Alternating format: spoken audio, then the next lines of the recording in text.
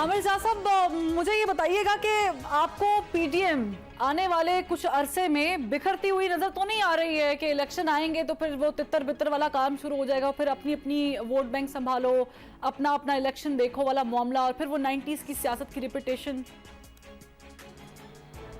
دیکھیں اگر P T I بالکل آؤٹ ہو جاتی ہے تو یقیناً پھر جو ایک سر ابھی بچ گئی ہے آؤٹ ہونے سے؟ پیپلز پارٹی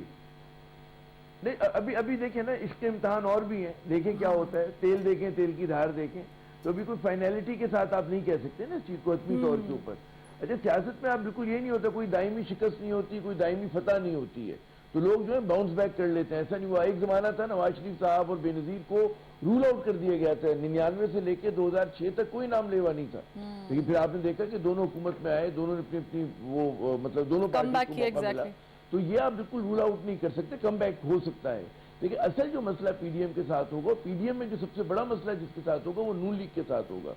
کیونکہ پیپلز پارٹی نے بڑی سمارٹ پالیٹکس کی ہے، ان کا جو اپنا سندھ کا قلعہ ہے وہ ان کا مضبوط ہے، شہری سندھ میں انہوں نے اپنی کچھ رولز بنائی ہیں، مینیپولیٹ کیا ہوا ہے،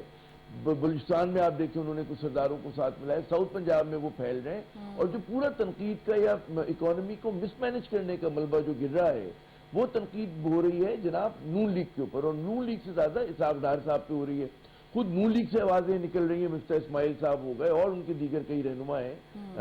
شاہد خاقان ہو گئے، ان سے آپ بات کریں وہ بہت they will mince no words تنقید کرنے کے اندر نا۔ پھر سوال آ گیا، جیسے بھی فرحان صاحب فرما رہے تھے کہ جی پھر نواز شریف صاحب آئیں گے، اب لوگ یہ سوال کرتے ہیں کہ جی جمہوری پارٹیز ہیں، کب تک آپ ایک موروثی سیاست خاندان کے ساتھ چپکے رہیں گے؟ کب وہ وقت آئے گا کہ فرحان صاحب خود ایک مطلب یہ کیوں نہیں وزیر اعظم بن سکتے؟ ہاں بالکل بن سکتے، کیوں نہیں بن سکتے؟ اور لوگ کیوں نہیں بن سکتے، ہے نا؟ تو میں یہ عرض کروں کہ اب آپ کسی صدی میں رہ رہے ہیں تو جو خاندانوں کی غلامی کا تصور ہے نا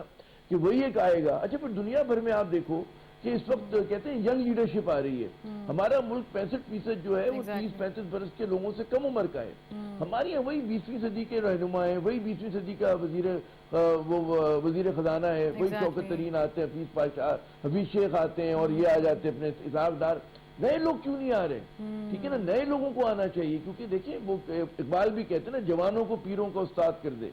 تو جوان لوگ آئیں وہ اس ملک کو، کیونکہ یہ لوگ اپنی وہی غلطیاں دہراتے ہیں جو انہوں نے ماضی میں کی، ٹھیک ہے، اتنا آئیڈیل سچویشن ہوتی تو 90 کی دہائی کو لوگ کہتے تھے لاسٹ ڈیکیڈ آف پاکستان، 2018 سے 28 کے دور کو لوگ کہتے ہیں another lost decade of Pakistan, ٹھیک ہے نا، جو اس کے بعد سے ہوا، بلکہ 2008 سے 2018 کا دور تھا وہ بھی بہت نقصان کا دور تھا۔ یہ لوگ جو بھی کہتے رہے، کہتے ہیں کہ شاہراہ بنائی، لیکن بھائی قرضے بھی تو آ گئے، آج آپ یہی تو پوائنٹس ہے، لیکن قرضے ادا کرنے میں چلا جاتا ہے۔ ایگزیکٹلی عرفان صاحب مجھے بتائیں، سوچے سمجھے انہوں نے جی جی جی جی رضا صاحب جی میں کہتا چلیں آپ دیکھیں میں اس کا یہ ہے کہ آپ کوئی کام ہی نہ کریں، آپ کوئی کام ہی نہ کریں تو کوئی آپ جو ہے ہوا میں لوگوں کو بیوقوف بناتے رہیں، ان کو خیالی پلاؤ کھلائیں اور وہ سب کچھ رہیں گے۔ بھائی آپ روڈ بنائیں گے تو قرضہ ہی لے کے بنائیں گے نا، آسمان سے فرشتے تو نہیں آئیں گے آپ کو کیا کہتے ہیں روڈ بنانے کے لیے۔ دنیا میں ہر جگہ اسی طرح ہی کام ہوتا ہے، یہ ہمارے ملک میں ایک عجیب سے ایک کہانی بنا دی ہے کہ جی روڈ بنائی تو کرتے، تو کہاں سے کرتے؟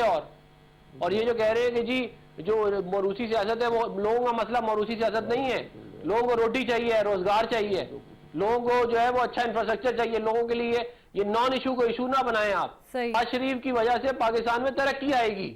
میاں نواز شریف صاحب کے جو تعلقات ہیں وہ کسی اور کے نہیں، چائنا کے ساتھ، سعودی عربیہ کے ساتھ، یو اے ای کے ساتھ کسی اور کے نہیں اتنے تعلقات، تو آپ کو ایسے اسٹیٹسمین چاہیے جو پاکستان کے اندر انویسٹمنٹ لا سکیں، جن پہ دنیا ٹرسٹ کرتی ہو۔ اب آپ بیٹھ گئے آپ کہانیاں چورن بیچنا شروع کرتے کہ جی قرضہ لیا تھا تو موٹر وے، تو اور کیا کرتے بھائی؟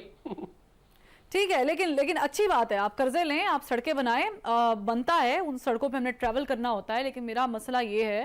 کہ اگر عام آدمی کو روٹی نہیں مل رہی ہے، عام آدمی کو پیٹرول مہنگا مل رہا ہے، عام آدمی کے پاس سہولیات نہیں ہے، اس کے بچے سکول نہیں جا رہے، اس کو صحت کی سہولیات نہیں ہے، عام آدمی کو نہیں معلوم اس کے بچوں کا فیوچر پاکستان میں سیکیور ہے یا نہیں ہے، اس کے بیٹے نے جس نے MBA کر رکھا اس کو جاب ملے گی یا نہیں ملے گی، بیٹی جس کو وہ پڑھا کر کوئی افسر لگانے کی کوشش کر رہا ہے اس کو کہیں معاشرے میں جگہ ملے گی یا نہیں ملے گی، تو یہ عام آدمی کا مسئلہ ہے۔